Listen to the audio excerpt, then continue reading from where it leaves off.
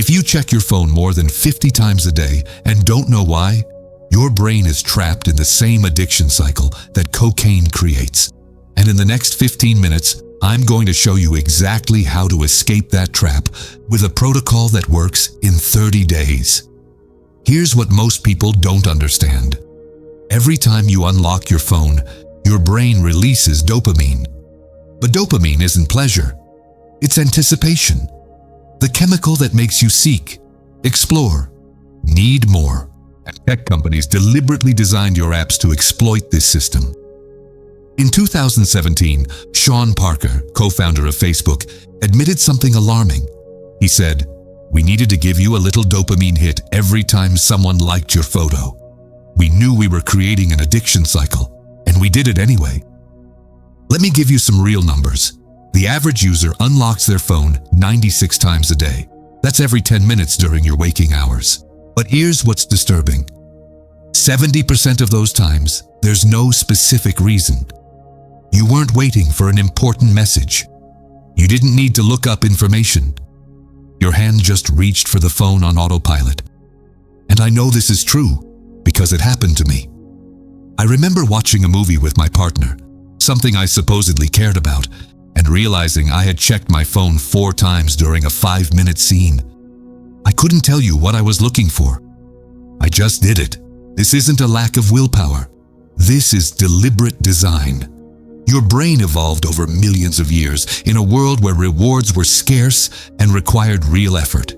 If you wanted food, you had to hunt. If you wanted social connection, you had to seek out your tribe. Today, that same system is being bombarded with unlimited instant rewards. Infinite scroll, autoplay, notifications every few minutes. Your brain never had time to adapt to this amount of stimulation. Now let me explain exactly what's happening in your brain when this occurs, because understanding the science is the first step to taking back control. Your brain has 2 systems constantly fighting for control.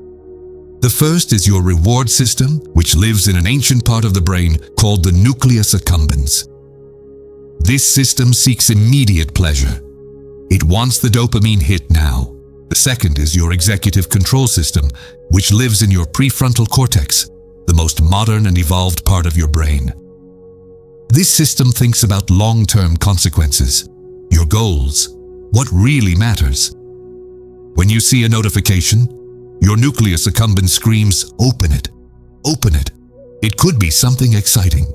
Your prefrontal cortex tries to intervene and says, "Wait, you're in the middle of doing something important."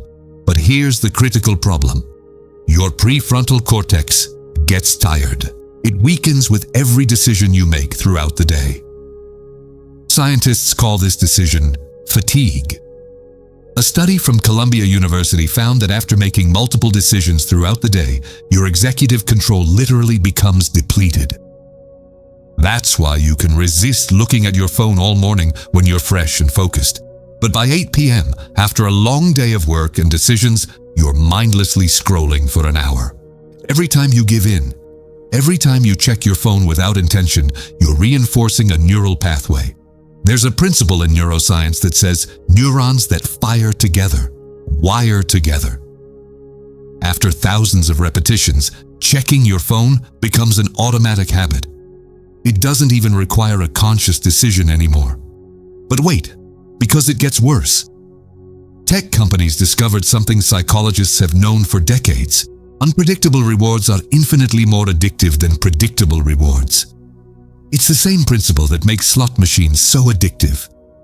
You don't know if you're going to win, so you keep pulling the lever, waiting, anticipating. Your social media works exactly the same way. Sometimes your post gets 50 likes. Sometimes it gets 3. Sometimes your friend responds immediately. Sometimes they leave you on read for hours. This unpredictability keeps your brain hooked in a constant state of anticipation, always seeking the next reward. And trust me, I lived this intensely. There were days where I checked Instagram literally every 10 minutes, waiting to see if my latest photo had gotten more likes. And when it didn't, I felt a small pang of anxiety. When it did, I felt a rush of validation that lasted, 30 seconds, and then I needed more. Now let's talk about the real cost of all this. And I'm not just talking about wasted time, although that alone is devastating. Researchers at UC Irvine discovered something alarming.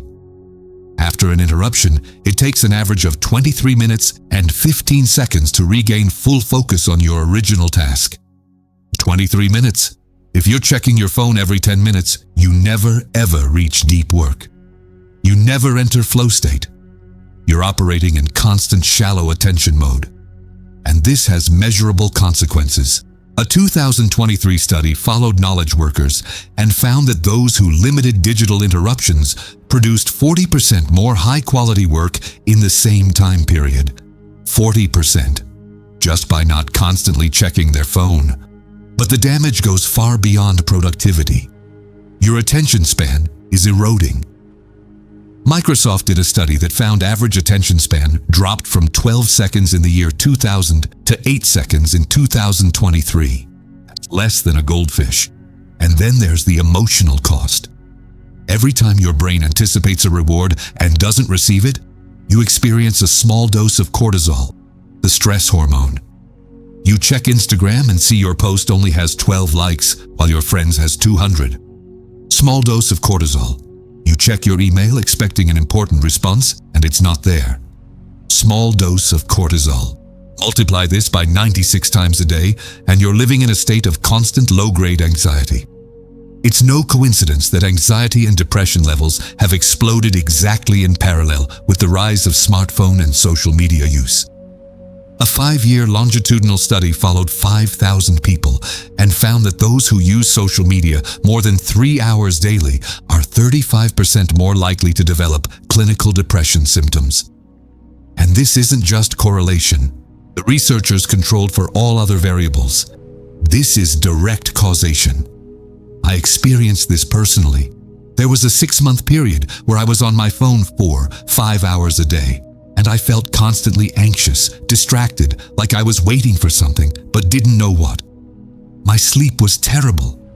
My relationships were suffering. And the worst part is, I knew the phone was the problem, but I couldn't stop. So how do you escape this trap? Because that's the whole point of this. I didn't come here just to scare you with the science. I came to give you an exact roadmap for how to take back control. This is the 30-day protocol I personally used. The same protocol that's backed by neuroplasticity research and that Silicon Valley executives use to protect their own attention. Week 1. Awareness without change. Don't try to change anything yet. I know it sounds counterintuitive, but trust me. The first step is making the unconscious conscious. Download a screen time tracking app. I used one called Screen Time, but there are many options. Review your numbers every night before bed. But here's the critical part. Every time you reach for your phone automatically without reason, just notice the impulse. Don't judge yourself. Don't try to stop. Just observe it. Write in a notebook 3 moments during the day where you grabbed your phone automatically. Why does this work? Neuroscience shows that simply making a habit conscious starts to weaken the automatic neural pathway that controls it. Awareness interrupts the pattern. It's like turning on a light in a dark room. Suddenly, you can see what's happening. In my first week doing this, I realized I checked my phone every time I felt even the slightest discomfort. Boredom, anxiety, loneliness, whatever it was. The phone was my automatic escape. Week 2. Strategic friction. Now you're going to make using your phone slightly harder. Not impossible. Just harder. Here are the specific changes you're going to make. First, turn off all notifications except text messages and calls from 5 people. Yes, 5. Not 50. 5 truly important people. Everything else off. Instagram, Facebook, email, everything. If it's important, they'll reach you directly. Second, remove all social media apps from your home screen. Move them to a folder on the 2nd or 3rd page. It seems like a small change, but studies show that simply putting problematic apps one step further away reduces usage by 40%. 40% just by adding 5 seconds of friction. Third, and this is crucial, put your phone in grayscale mode. On iPhone, go to Settings, Accessibility, Display and Text Size, Color Filters, turn on grayscale. On Android, it's similar. Why does this work so well? App designers spend millions of dollars choosing colors specifically to activate your dopamine system. Instagram uses red and orange because these colors signal urgency and reward. Facebook uses blue because blue builds trust and calm. Remove the colors, and you reduce visual appeal by 60%. Your phone becomes boring, and boring is exactly what you need. When I made this change, it was shocking. Suddenly, Instagram looked like an old newspaper. It no longer had that magnetic pull. I could still use it if I needed to, but I no longer wanted to endlessly scroll. Week 3. Behavior replacement. Here's the secret most people completely miss. You can't just eliminate a habit. Your brain hates voids. You need to replace the old behavior with a new one that also gives you dopamine, but in a healthy way. Identify your 3 highest vulnerability moments. For most people, including me, these are first hour in the morning, after lunch, and before bed. These are the moments where the impulse to grab the phone is strongest. For each moment, create a specific, concrete replacement. Not vague, specific. Morning, first hour. Instead of scrolling in bed, 10 minutes of reading a physical book with coffee. Not your phone. A paper book, something you've wanted to read but never have time for. After lunch, instead of checking social media, 15 minutes of walking outside without your phone. Just you, your thoughts, and the real world. If you work in an office, walk around the block. If you work from home, go out to the yard or nearest park. Before bed, instead of scrolling until you fall asleep, 5 minutes of journaling. Write 3 things from the day. They can be good things, things you learned, whatever. The act of handwriting activates your prefrontal cortex and calms your reward system. This works because you're satisfying the underlying need for dopamine with activities that also build your long-term well-being. Reading expands your mind. Walking improves your health. Writing processes your emotions. You're redirecting the energy, not repressing it. For me, the morning replacement changed everything. I used to wake up and the first thing I did was grab my phone. After 2 weeks of reading instead, I realized I was learning more, thinking more clearly, and starting the day with intention instead of reactivity. Week 4. Sacred zones. The final phase is creating spaces and times where the phone simply doesn't exist. This is called time-space blocking. Establish 3 non-negotiable rules. Rule 1. No phone in the bedroom. Buy a $10 alarm clock. Seriously. Leave your phone charging in another room. Your bedroom is for sleep and intimacy, not for scrolling. When I implemented this rule, my sleep quality improved dramatically within a week. Turns out, not having blue light bombarding your brain before sleep actually works. Rule 2. No phone during meals with other people. If you're eating alone, also, use that time to savor the food, think, or if you're with someone, truly connect. Rule 3. The first hour after waking and the last hour before bed are screen-free zones. These are the most important hours of the day for your brain. Morning sets your intention. Night determines your sleep quality. Protect them fiercely. A Harvard study found that people who implement just these 3 rules report 47% better sleep quality, 35% better relationship quality, and cortisol levels 28% lower. And trust me, I was skeptical at first. I thought I needed my phone available 24/7 for emergencies. But in 30 days, there wasn't a single real emergency that required immediate response at 2 in the morning. After 30 days following this protocol, your brain will have formed new neural pathways. The compulsive habit of checking your phone will have decreased by 70 to 80%. But here's the important part.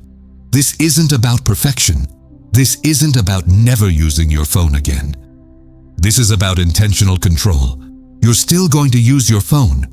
You're still going to use social media if you choose to. But now you'll be the one deciding when and how, not the app's addictive design. Let me leave you with the question that changed everything for me. On your deathbed, when you look back on your life, what are you going to value more? The thousands of hours scrolling infinite feeds of content you don't remember, or the moments of complete presence with the people you love, working on things that matter, truly living your life. Every time you unlock your phone without intention, you're choosing, not consciously, but you're choosing. You're trading minutes of your finite life for an empty dopamine hit. The good news, the truly hopeful news, is you can take back control. Not tomorrow, right now. Pause this video. Download a screen time tracking app. Look at your real numbers. Turn off notifications. Put your phone in grayscale. Start week 1 of the protocol today. Not next week, not Monday. Today. If this video helped you understand how your brain actually works, subscribe, because in upcoming videos, I'm diving deeper into each part of this protocol. I'm going to show you exact phone setups, which apps to use, how to handle social situations where everyone's on their screens. Drop a comment telling me your unlock count when you check it. I want to know if this really is a massive problem or if I'm exaggerating. Your attention is your most valuable resource. It's literally the currency you use to buy your life. Are you spending it on things that truly matter, or are you giving it away to companies that designed systems to steal it from you? It's time to take it back. See you in the next video.